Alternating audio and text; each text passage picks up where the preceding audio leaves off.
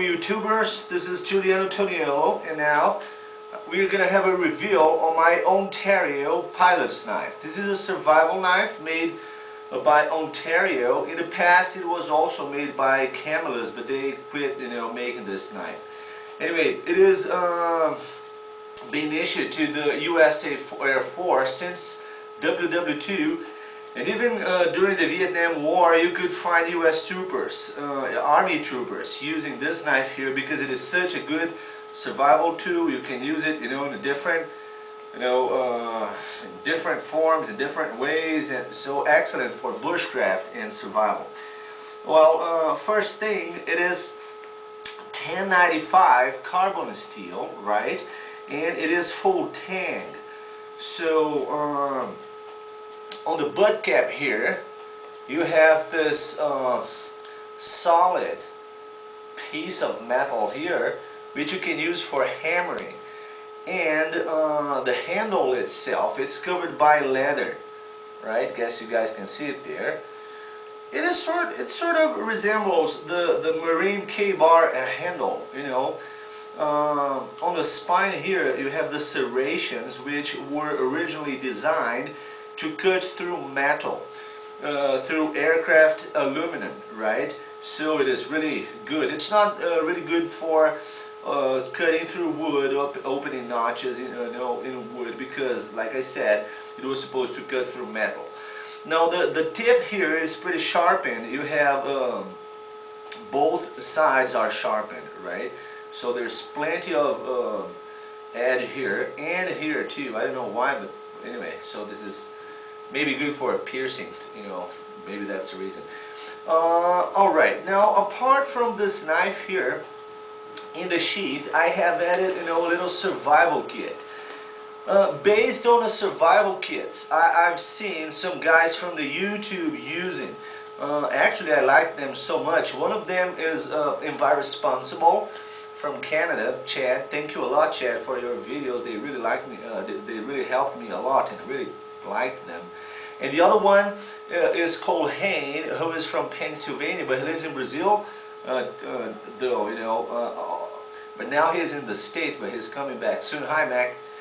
Anyway, so I've seen those two kits those two guys made, and I really dig them, really bad. So I sort of modified a couple of items, added items that I considered better for my kit. But I got the idea from those guys, so I want to give them credit for this kit here. Anyway, what keeps some of the items tied to the sheath is this rubber band, right? Which I can use for fire. If I cut it into smaller pieces, I can use to help me out starting up a fire when the conditions are too damp and moistured. Plus, I have a fire steel, which I keep right here in the sheath because there is enough room here for the knife and the fire steel here, and I have the ability to make fire when I need. And also I can use these two 10-pounds here because you have some very good kindling in a very small volume. So you have a big amount of kindling in a small volume, makes it ideal for transportation. Plus the plastic that wraps them prevents water from soaking in. As for food, I have these wire snares here.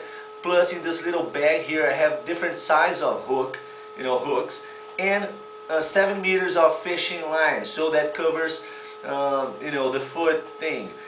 For water, I have these two condoms here, which I can use for water collection and transportation. It's not a lot, but it's better than nothing.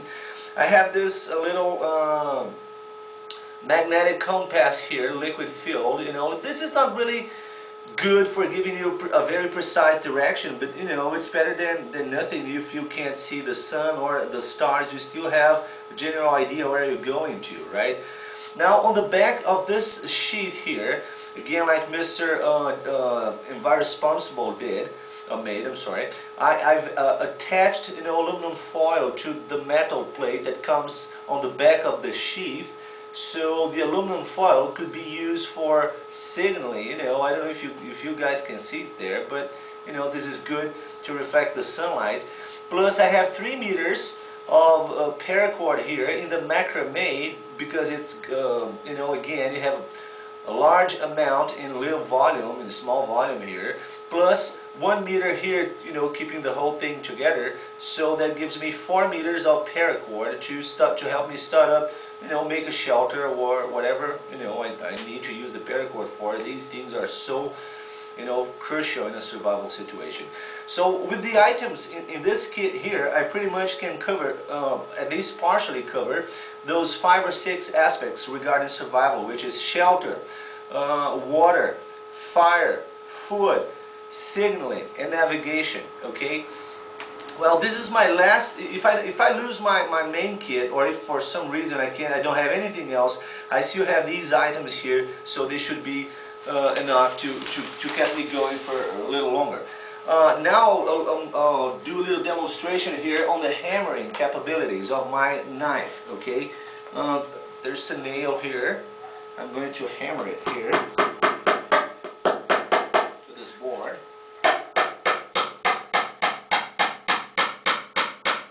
All right, and now I'm going to cut it using the back of my knife, the serrations on the back.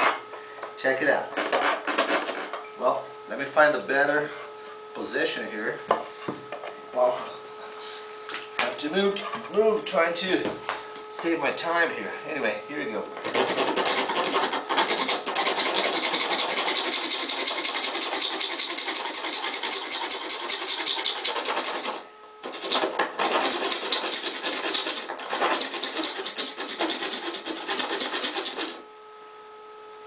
Well,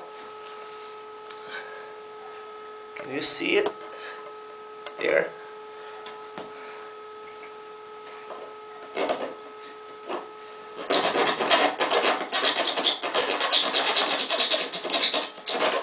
Oh, there it is. Well, I got the little thing. I don't know where to, oh, here it is. This carpet here. Little piece, right? So like I said, you can use it for, you know, cutting through metal, or, and now I'm going to use my fire steel to make fire here, and I'm going to use this plant that grows on the rocks here in the place where I live. We call it witch hair here, because the way it looks like, although it is greenish. But I'm not going to use the fire steel from my sheath, because I took it off a little magnesium bar, so it's not really big. So I'm going to use my original traditional fire steel here, because I got more of it here.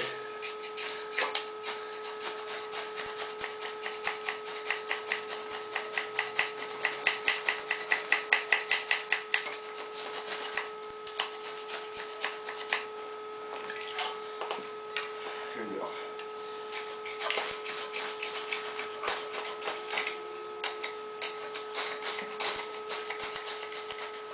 Come on. It's taking a little longer than it usually does. Maybe I have to grind it a little better. Make a better job. Fire means preparation. The better prepared you are, the easier it is. Oh, there it is. There you go. And then you got fire here. So that's it, people. Hope you have enjoyed it. You can leave your comments down there. And that's it. See you around. Take it easy.